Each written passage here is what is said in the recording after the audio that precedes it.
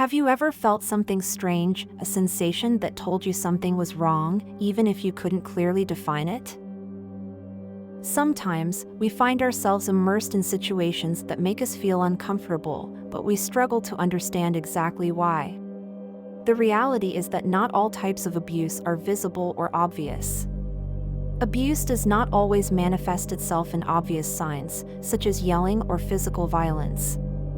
Often, abuse is hidden behind kind words, ambiguous behaviors, or subtle manipulations that leave us confused and insecure. In this video, we want to shed light on these aspects to help you recognize and understand the various types of abuse, even the most subtle and difficult to identify. Our goal is not only to raise awareness, but above all to give you the tools to take control of your life, to understand that no one has the right to make you feel less than what you are. But what is abuse? When we hear the word abuse, we often think of physical violence or situations of great danger. In reality, abuse takes many forms, some of which can be difficult to identify, because they leave no visible scars. Abuse can be emotional, psychological, financial, sexual, and spiritual, as well as physical. Each type of abuse affects a different aspect of us, but all have a profound impact on our self-esteem, confidence, and well-being.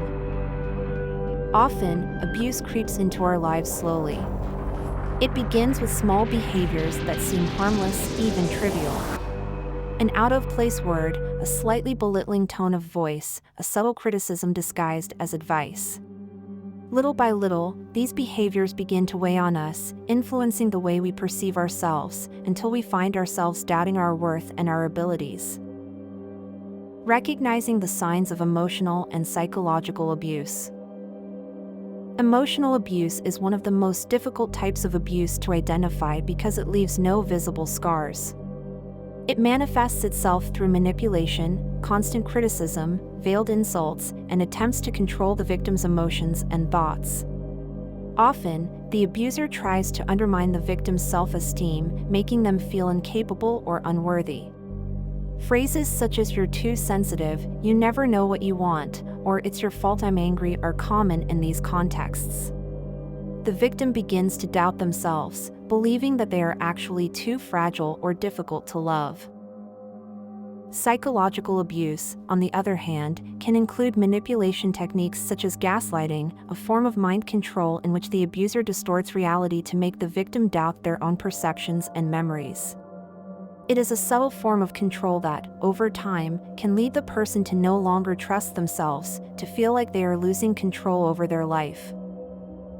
Physical abuse, more than an act of violence. Physical abuse is probably the most recognizable form because it leaves visible marks. However, it is also important to understand that physical abuse does not always manifest itself as direct or aggressive violence. Sometimes, physical abuse can include behaviors such as holding someone against their will, physically threatening, or pushing in an intimidating manner. Even if it does not leave visible bruises or wounds, any form of unwanted physical contact can be considered abuse.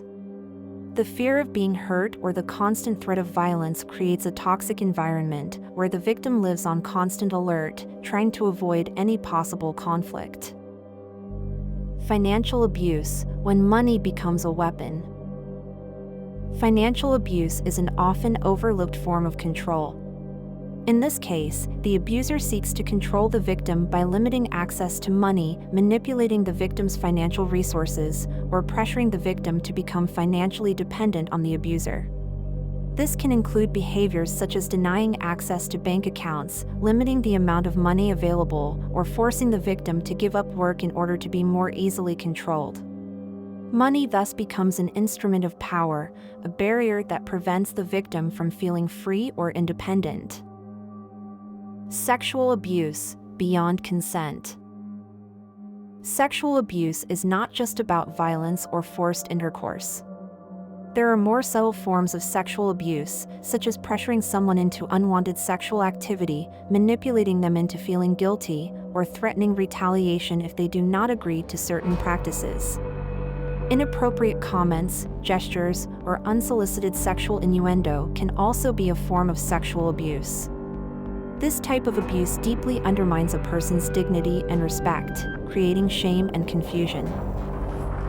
Spiritual abuse, manipulating the soul. Spiritual abuse is a form of control that occurs in the context of the victim's religious or spiritual beliefs. It may include using religion to justify control, to make the victim feel inferior or unworthy, or to manipulate their choices.